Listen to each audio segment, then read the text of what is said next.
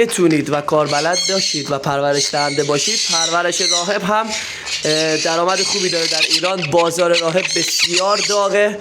ما سلام، وقت بخیر.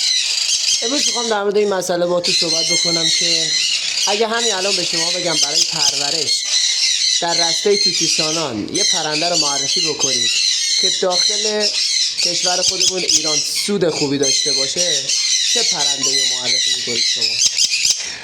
میخوام 4 تا از این پرنده ها رو بهتون معرفی بکنم که در ایران خیلی سود خوبی داره پرورش دادنشون. حالا با هم دیگه مقایسه میکنیم و با هم دیگه صحبت میکنیم. ببینید دوستان، اولین پرنده که بخوام بهتون معرفی بکنم عروس هلندیه. عروس هلندی خیلی وقت دیگه بازارش اشباع شده داخل ایران، اما باز هم هستن افرادی که درآمد خوبی در میارن از پرورش عروس هلندی. ولی من به شخص پیشنهاد نمی‌کنم پرورش عروس هلندی رو، اما خب بالاخره هنوز هستن کسایی که دارن از پرورش عروس هلندی درآمد خوبی به دست میارن. این مورد اولی که خدمتتون گفتم، خیلی هم راجع بهش صحبت نمی‌کنم. مورد دوم گیرینچیک دوستان. چند وقت دیگه داخل بازار ایران گیرینچیک خیلی رونق گرفته و بازارش در کشورمون ایران خیلی داغ شده. طوری که من الان با شما صحبت میکنم در تیر ماه سال 1405 همین الان جوجه 20 روزه گیرینچیک رو در کمترین حالتش دونه 2.5 میلیون تومان خریداری میکنن. خب و به صرفه هستش پرورشش. حالا در مورد همه اینهایی که میگم خدمتتون بعداً کلیپ جداگونه میذارم، یعنی در مورد گیرینچیک، عروس هلندی. حالا عروس هلندی احتمالاً نذارم، ولی در مورد این 3 مورد دیگه که دارم میگم حتما کلیپ جداگونه در مورد هزینه ها، در مورد سوددهیش، همش واسهتون ان شاءالله هر کدوم رو یه کلیپ جداگونه میذارم. پس این دومین پرنده بود. گیرینچیک دومین پرنده‌ای بود که بهتون معرفی کردم و خودم هم پیشنهاد میکنم دوستان پرورش گیرینچیک رو. خیلی خوبه، خیلی به صرفه است، البته اگر بلد باشید و پرورش دهنده باشید. دومین پرنده پس گیرینچیک بود. سومین پرنده چیه؟ سومین پرنده که من بهتون پیشنهاد میکنم دوستان، سومین پرنده خورشیدیه دوستان. پرورش خورشیدی هم صرفه اقتصادی داره و بازار خورشیدی در ایران خیلی قویه الحمدلله. الان جوجه خورشیدی نمیمونه دست شما و باز دوباره همین الان تیر ماه سال 1405 که من دارم با تو صحبت میکنم، جوجه 30 روزه خورشیدی از شما دونه 7 میلیون 8 میلیون تومان خریداری میکنن. اما در مورد پرورش خورشیدی یه نکته‌ای که قابل توجهه اینه که پرورش خورشیدی اگه میخواید انجام بدید دوستان، من بهتون در صورتی پیشنهاد میکنم که سرمایه‌ای بالغ بر 500 میلیون تومان داشته باشید حداقل.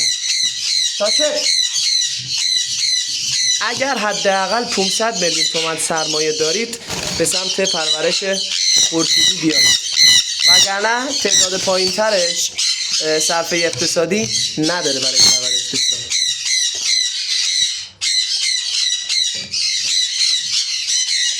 انشالله جداگونه باز در مورد این پرنده توضیحاتی خدمتتون میدم، در مورد همه چیز، هزینه هاش، سوددهیش، شرایط پرورش. و اما 4مین پرنده‌ای که پیشنهاد میکنم برای پرورش دوستان در رسته توتیسانان راهب هستش. پرورش راهب هم خیلی خوبه و به صرفه هستش و اگر بتونید و کاربلد باشید و پرورش دهنده باشید، پرورش راهب هم درآمد خوبی داره در ایران. بازار راهب بسیار داغه، مخصوصا اگه شما بتونید راهب رو به این صورت دستی و رام بکنید و به فروش برسونید. خیلی خیلی خیلی صرفه اقتصادی داره. من میشناسم زن و شوهری که در ماه فقط 3 میلیارد جوجه راهب میفروشن. خیلی خوبه. البته باز هم راهب مثل خورشیدی نیاز به سرمایه بالا داره. اگر حداقل 1 میلیارد سرمایه دارید، سرمایه دارید،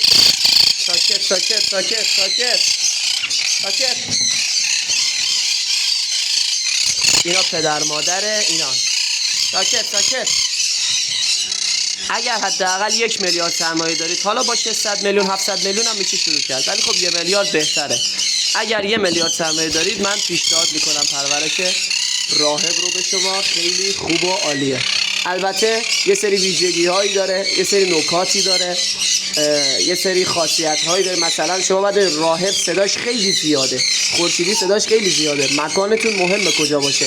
همه این نکات رو ایشالا تو ویدیوهای بعدی خدمتتون میگم. تو این ویدیو فقط 4 مورد رو خدمتتون معرفی کردم. تو ویدیوهای بعدی سعی میکنم به ترتیب اول گرینچیک، بعد خورشیدی، بعد راهب رو براشون کلیپ های درست بکنم و همه شرایط پرورش، ویژگی هاشون همه رو خدمتتون توضیح بدم.